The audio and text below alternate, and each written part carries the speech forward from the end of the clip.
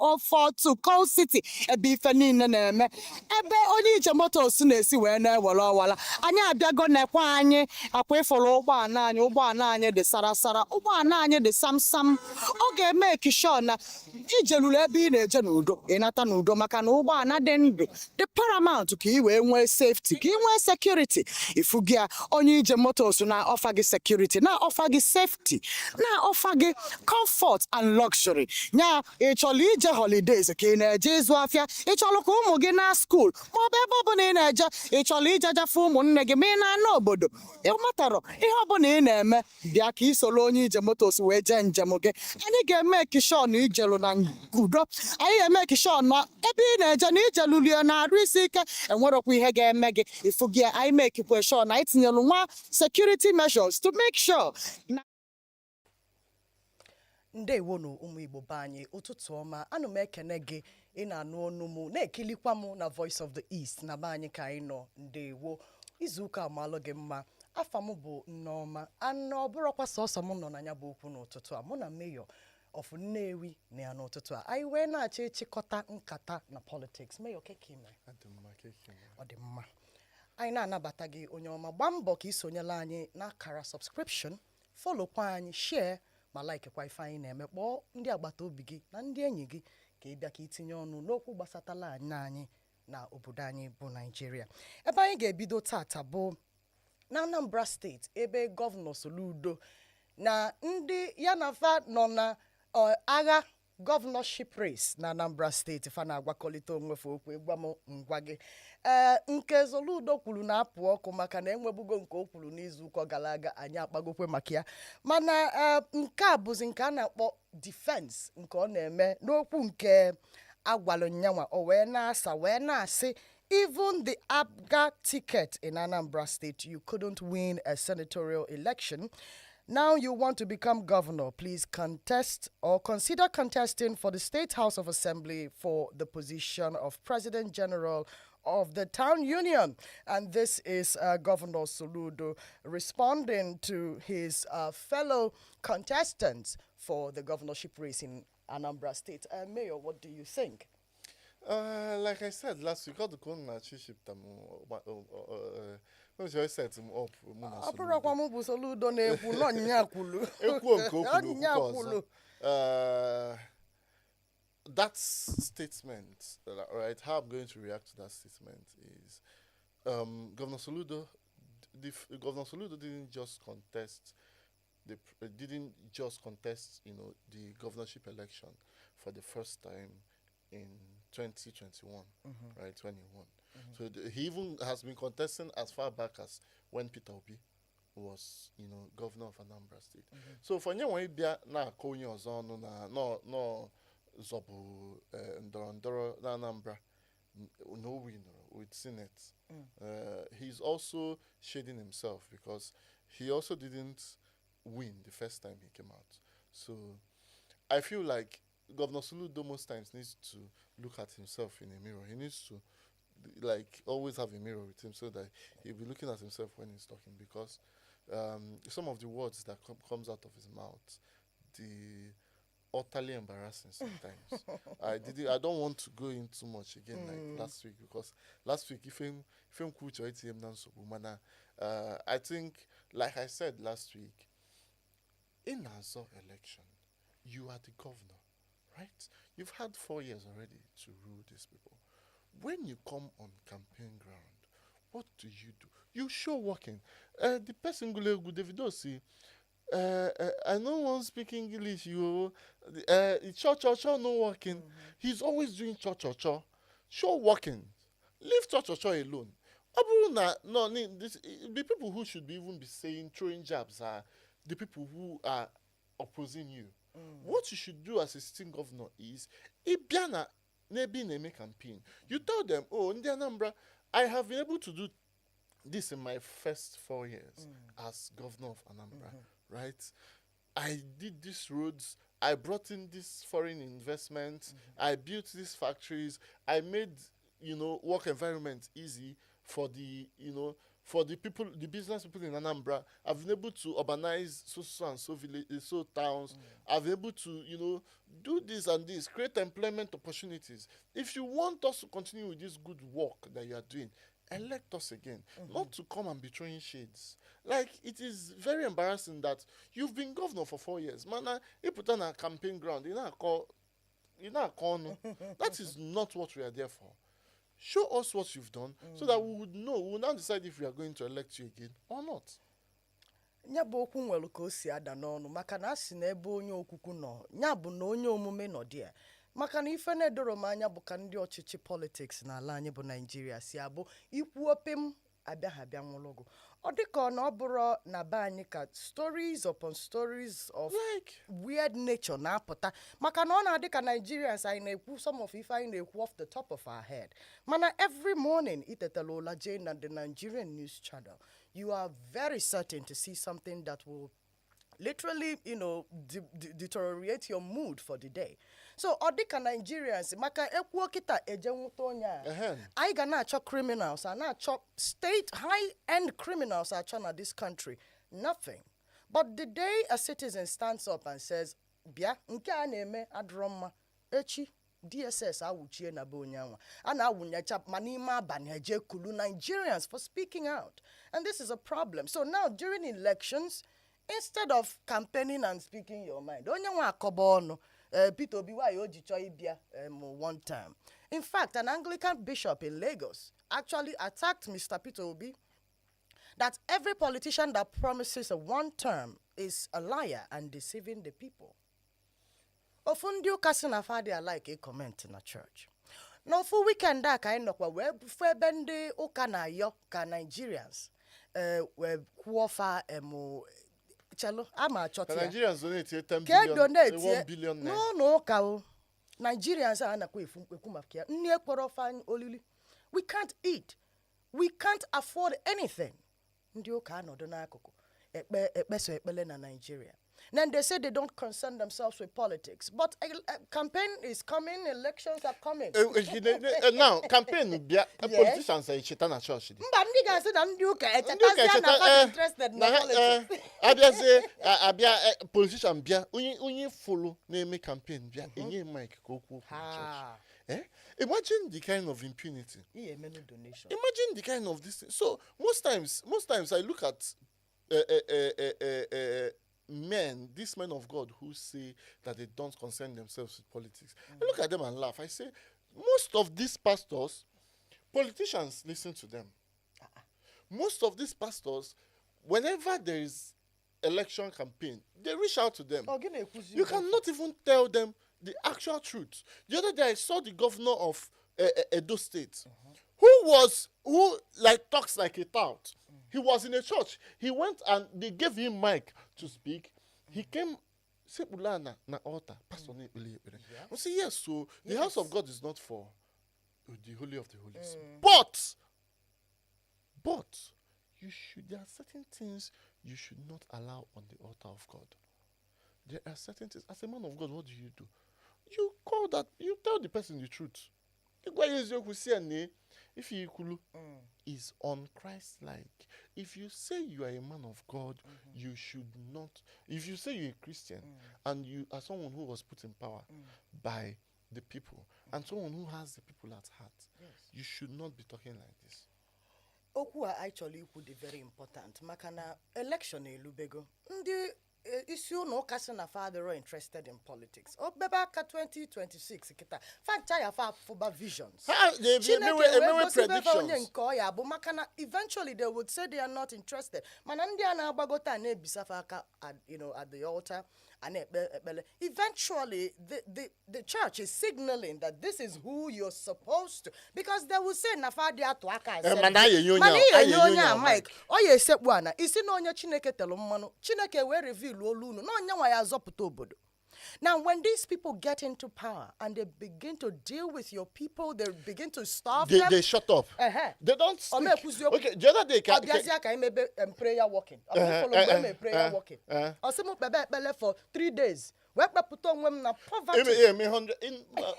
Most of these churches, every the year, they make 40 days fasting. They make 30 days. They make 100 days. Man, still, Pastor Nangwagi give 40 days fasting. Yana onwekwa number president. Oh yeah, another first fruit no food. Atakwago first. Okay, imagine no. Okay, now. Yana president. Onwekwa contact the president. Where one presidents na bia ono care for program. Enwe special program. Ministers na bia enwe special program. Governors na bia enwe special program. But you cannot open your mouth to tell these same people na your people, your flock, your sheep are going through this kind of hardship. What kind of why are you each other for Imago Sunday groove. You show us pictures of your relationships with these people. So why can't you speak for your people? Tinyela anyị ifilu na comment section ka ije lafia na inabia. Ndewo na Enugu ụtụtụ ọma ebe ọbụla iso na-anọnyere anyị na southeast na mpaghara southeast nọ n'Enugu ịnọ n'Ebonyi ịnọ n'Aba ịnọ n'Ụmụahịa ịnọ n'Owerri ebe ọbụla ịnọ onye ije motos abatago n'Enugu ehelụ maka n'ọkwụ na enwere ọkwa oche Soludo ka efu na anyị abịago na Holy Ghost Bus Terminal 2 n'Enugu State na 042 Coal City ebe ife niile na-eme ebe onye ije motos na-esi wee na-ewere ọwala anyị abịago nekwa anyị akwa ịfụrụ ụgbọala anyị dị sarasara ụgbọala anyị dị samsam ọ ga-eme ekishọ na ijeluru ebe ị na-eje n'udo ịnata n'udo maka na ụgbọala dị ndụ dị paramount ka ị wee nwee safety ka ị nwee security ifugi ya onye ije motos na-ọfa gị security na-ọfa gị safety na-ọfa gị comfort and luxury nya ịchọrọ ije holidays ka ị na-eje ịzụ afịa ịchọrọ ka ụmụ gị na school maọbụ ebe ọbụla ị na-eje ịchọrọ ijejafe ụmụnne gị ma ị na-ana obodo ịmatara ihe ọbụla ị na-eme bịa ka ị soro onye ije motos wee jee njem gị anyị ga-eme kishon ijelu na udo anyị ga-eme kishon na ebe ị na-eje na ijelulie na arụ isi ike enwerokwa ihe ga-eme gị ifugi anyị mekikwe sure na anyị tinyelu nwa security measures to make sure na ụgbọala anyị buluru gị ebe ị na-eje make ọkwa na Voice of the East ka anyị nọ n'ụtụtụ a wee na-akpakọlịta nkata politics anyị esigo na Anambra wee gbara ọkpa wee banata n'Enugu ebe a ebe ọlụ n'ala ibi enu according to ife a na-agwa anyị ọlụ a na-alụ n'Enugu kali enwekwala ndị anyị na-afụ anya mana enwere ndị anya dị afụ anya anyị na-ajụ ma enwere invisible and invisible ị na-anya efu na enwe parts of Enugu na-enwebero ọkụ electric for very while now ọ banyego ebe 2 weeks ọkụ na-adịbaro around Enugu South Igbadaba from Agbani Road Gbadaba Agbani not even just Agbani Bem no Ogui Road no Ogui Road since last 2 Thursdays the only time ọkụ bịa bụ I think on one of those days ebe 12 and the ọkụ anọ 30 minutes ebe 12 midnight the ọkụ last 30 minutes. That is the only time I've got ọkụ in the past how many. And the thing Buna, if you're not surprising Buna, nobody's even saying anything about it. My EEDC put us in and what I'm hearing is that EEDC, EERC na Nkewano in Enugu amount if you have na asking na I reduce price tariff. I reduce price tariff and then does EEDC equitaro. Now you reduce the tariff. So because of that, hand on strike or something. And because of that, citizens do not have light. Now, do you know one thing the very annoying now the government don't care about us. Now, as a government care about its people, for a while now, some parts of your state does not have light. People are going through this without electricity. Imagine, you know how much it will take to even power this studio that we are in a day. Then now imagine how it is for more than 1 week. People are suffering. We are finding it hard to even feed. I don't understand. And the government is not saying anything about it. The power commission of the state, nothing. We've not even had anything. Like, I don't even know. Nigeria, how much I spend on electricity per day. At the entire stretch of Ogui Road, you know how many plazas in Ogui Road? That is where most electrical parts and most appliances in Enugu that stretch of Ugui Road. Imagine not having light. How do these people survive? How do their businesses? And you expect people to pay tax? Mana ị na-anya efu na ụfọdụ akụkọ anyị na-akọba n'Enugu ọ na-agba ikwucha anya nke anwa aga maka na ọ dị ka ndị na-achị Enugu achọrọ a lot of escalation when they it don't comes even to, care.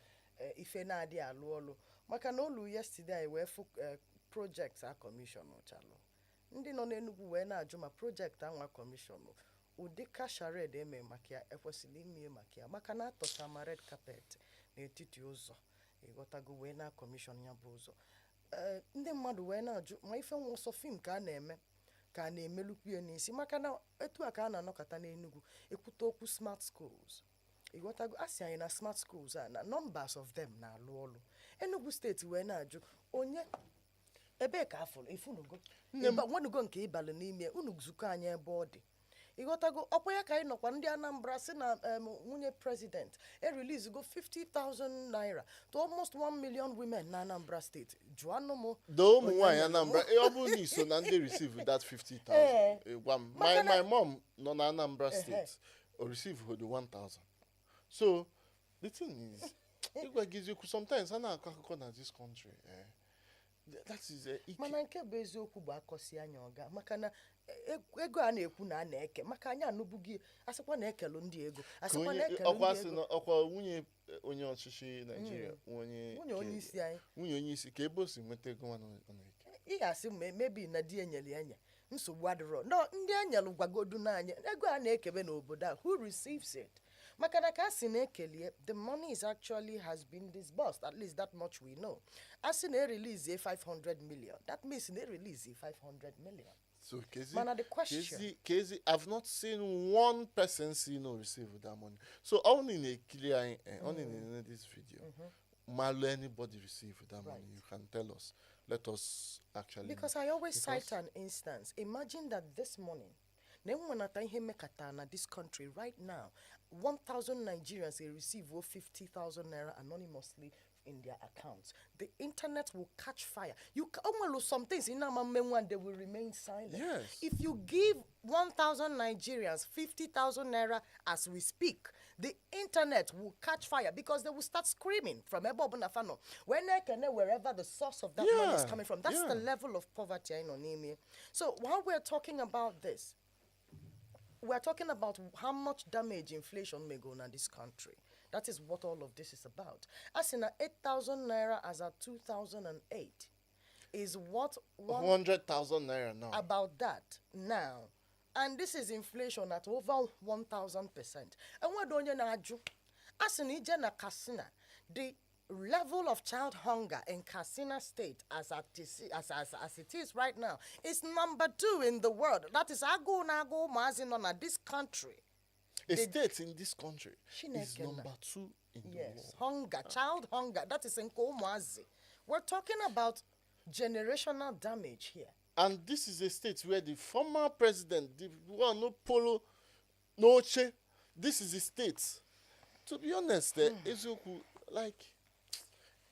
Anyị amara onye anyị ga-ejekwulu jeyo maka na oge elugo campaign na vada INEC si na ayafe ebido registration obidogo but the question is Nigerians kedu ebe anyị na-eje really maka na ADC apụtago Amaechi no on the news he's on the news he's promising heaven and earth Amaechi si na ọ bụ na edoziri obodo anyị 1 month unu resignation ya na resignation now after ọkwasị na ịnọ n'enu nwaanyị na-ekwe nkwa ịnọ ụdị nkwa na-ekwe a na-ekwe nwaanyị na na-eme mmekọ nwoke na nwaanyị eziokwu ya na ife a ka a na-akpọ prefu even more than nke a na-akpọ lamba ka a na-ekwu ife a no lamba ka a na-ekwe nke no in 1 month okay Peter Obi is like no 4 years ya achọ ikwu no Peter Obi is not ọkwa 5 years ọ sị na ka ndị Japan si eme 5-year term imesia igaba imeje mba on a promise no na-eme 1 tenure okay so Peter Obi is no ye fix this in 4 years okay nyawa putazi si no ye make 1 month you need to up your stakes I forgot to get in 24 hours. I mean, nda na agwa ụmụazị okwu Ọkwa the same Amaechi nọ na space na-akọ ife niile ọ na-akọ. Na-ekwu ife niile ọ na-ekwu. Kita ka see people like Amaechi and mekwu na see people like them, right, are the kind of politicians we don't need in this country. Because imagine coming out to make such promises. Makanina try in with apathy, the coalition ticket. Of course. Right. I respect him because he's someone that, okay, during the last election, that's the last APC, the last APC primary elections, he came second, right, after Tinubu. He defeated the incumbent vice president to show you how, you know, strong he is. Of course, people respect yes, the man. he is. He is a very strong man. But I feel like sometimes some of the utterances I'm making him make is very careless. Okay. Because firstly, I listened in on that space for a while, right? Firstly, Okuna, he tried to exonerate Buhari's tenure of some issues. But you cannot say, and he's a minister who served in that, of course, in that administration. That's right. So now, you cannot say that as a minister, you served in an administration that was that woeful. As Minister for Transport, what did you do? Right. As Governor for Rivers State, what did you do? Right. What did you do? What are your antecedents? What does the people of Rivers State remember Amaechi for? That's right. That is the first question he needs to answer. Kefe, the people of Rivers State, Chetaye for. What did you do in Rivers? So now I know he did some works in Rivers. Amaechi he was to some people a very good governor. True. Because you cannot satisfy everybody. You may be doing this to please people. These people will be pleased, and the other ones. But there's will a be pleased. general consensus. They say majority wins the vote. If Yeah. more of us think you've done well, that means you've really done well. Probably. Now, you were Minister for Transport, right? What did you do as Minister for Transport? You were in Buhari's Federal Economic, what do they call it? Committee, right? Yeah, he was a FEC member under Buhari. He was a Minister for Transport. What did you do differently? Now, you're on that space saying a lot of things. Saying a whole lot of things that we should give you 1 month to chase corruption from Nigeria. We should also, okay, I think he was asked a question on finance and he couldn't answer it. How do you want to be president and you're not an all-rounder? He says he will let the people that are versed on finance, you know, advise him on that. Yes, you may not really be, you may not really know it all, but have, you know, at least the littlest basic knowledge of the sectors you're coming to fix. You cannot say you want to be president. The man who is there today was giving us answers like Bala Blue and the rest. And that is how... Chatham House was an experience. But, Mayor, when we come back, I want to ask you a question. Makana, like I said before, asina onye okuku na-eme, onye okuku na-ekwu. Onye omume na-eme. Bakana before onye okuku enwe ife ọ na-ekwu, onye omume nwe nke o mee, before onye okuku wee kwube. So what comes before the other? Also, why does Nigerian politicians have the nerve to say these things to Nigerians? So we're still using the same players in the same old field. When we come back from this break, stay with us.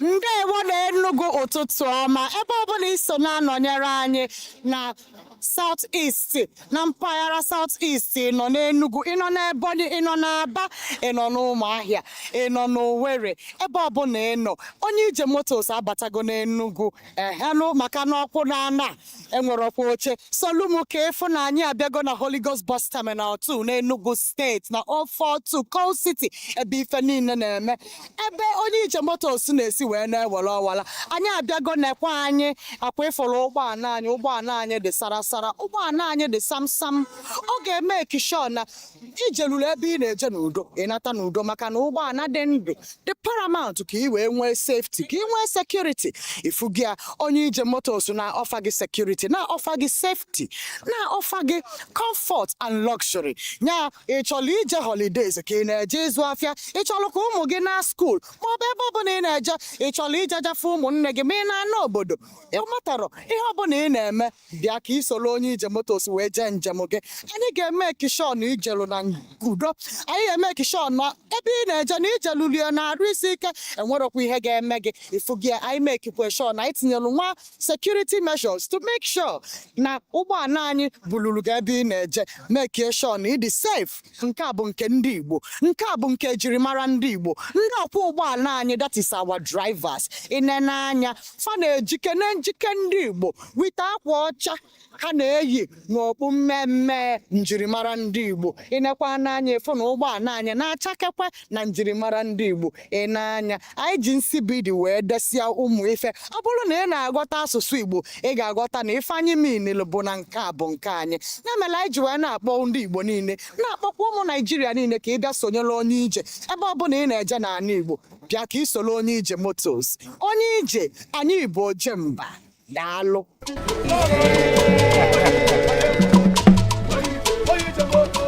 If you want safety, if you want comfort, if you want to go to wherever your destination is, it is only easy.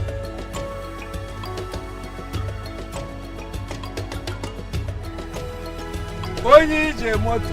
Kedu onye butere fa? Onye ije. Bokopi, si abokopi. Bokopi.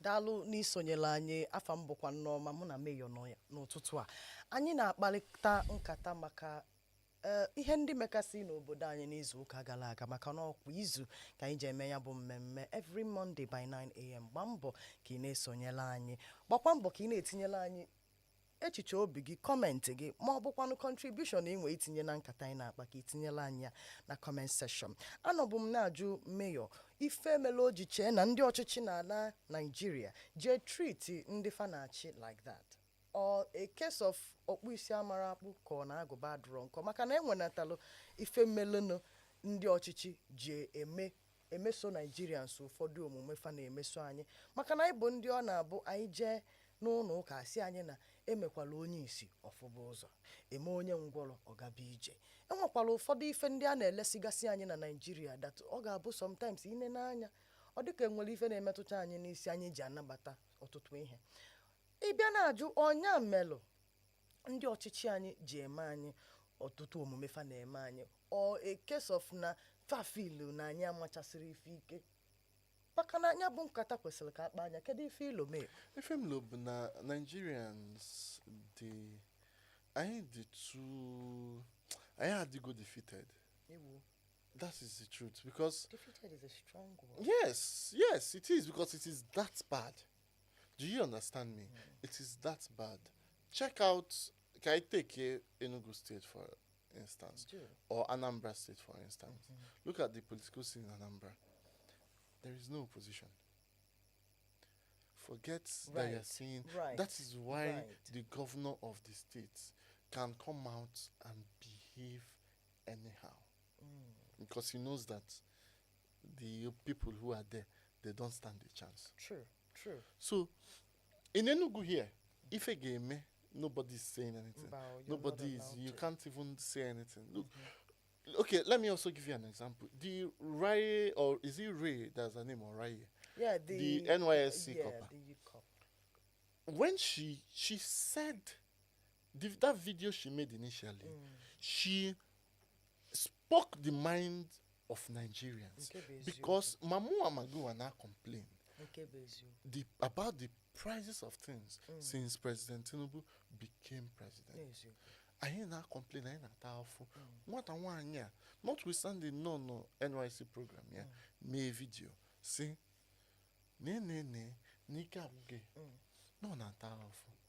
Now Nigeria, things are go hard, and no one any point in market. You may some people may now see Nigeria they had the rent apartments in the NYC. Nigeria they had the Naga club. Like.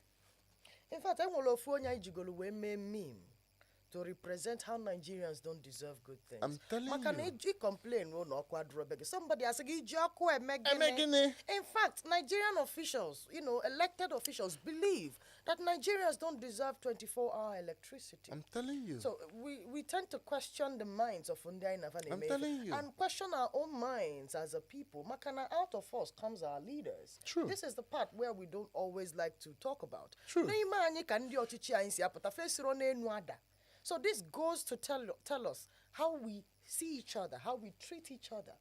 Makana kana bondi ochichi ije na university ebe ana-eme ife na heads of departments, heads of deans, and so many institutions within that institution are run by your parents, your brothers, your sisters. Oh, famana na bribe nina. Famana eme ife nina no wane. So makana mgbe anyị na-atụ ndị ọchịchị anyị aka ka anyị nwalotekwa na ka ị na-atụ ndị nke ọzọ na-atụkwa gị. So it's a reflection for all of us as a people. Makana ị na-akpọkwa makwalu na iso n'ife na-eme maka na oke nọ n'ụlọ gwara nke nọ n'ọfịa na azụ dị na ngịga. So we must all be very careful. Ka anyị na-asị ka anyị dị very careful. Ife project a unu na-alọnchila anyị na Nigeria ọkachasị ndị a na-arụ ọnụ constituents from ndị House of Rep to ndị senators maka na ọnya melu anyị ji wee fụ project ultra modern civic center launch in Ebonyi State. N'Ikwo local government, ultra modern. Now, while I'm saying ultra modern, ina-anya na ife onyonyo, ị ga-afụ ebe anyị tinyegolu nya bụ ultra modern ka efo. Mmadụ lụọ toilet na village for no ultra modern. Ọkpọ ọfa ndị ana. But this decoration. This even reminds me nke melu na ide mmili nke ayukwugo ebe a na-ayọ akpụ ebe a na-ayọ akpụ ka mmadụ lụ si a young House of Rep member lụrụ ebe a na-ayọ akpụ si na ultramodern nke Ikwo bịalụ lụọ an uncompleted building uncompi ka nwoke alụ tinye decoration si no ultramodern ima this skit maker na-akpọ Governor Amuneke. That is a representation of Governor Amuneke. That's Equal local government chairman learned very well from Governor Amuneke. Because I saw He would not be the first person. Desmond Elliot, okay, my bridge. And when I bridge. And we're going to consistor radio. I'm radio. Sunny. Senator Sunny G consistor radio. When we look constituency, if like bonanza. And what be high enough for mother lower toilets in the village for we actually need to maka that from pictures of the road leading to that ultramodern civic center in all, and that road is a mess. But Mr. Mayor, he called his people to come and commission it, and even the deputy governor. And they do you know? it. Even from what I read, the deputy governor of the state was present. Was invited to that commissioning, but they said he didn't allow her see that project. Is that possible? That is what I read it. I think I read it on one of the platforms, platforms on before Facebook. One my boss that I have finished the job, wouldn't I finish it? Because I believe that's even the this finish, is your boss. Even they should the know. finishing. That is. I hope the picture. I hope they are showing the picture of this place.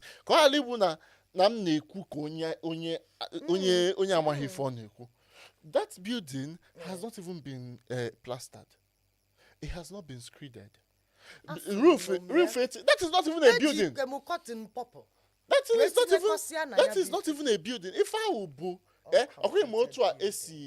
alo ebe pig pens, goat pens. That is what that is. That is what that local government chairman. I've forgotten the name actually.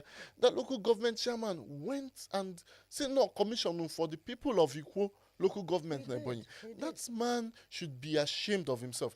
If we were in a sane community, that person would lose his seat. He called people. And the